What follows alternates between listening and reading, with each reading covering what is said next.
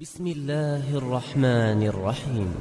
قل أعوذ برب الناس ملك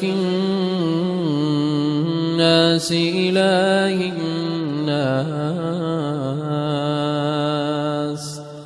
من شر الوسواس الخناس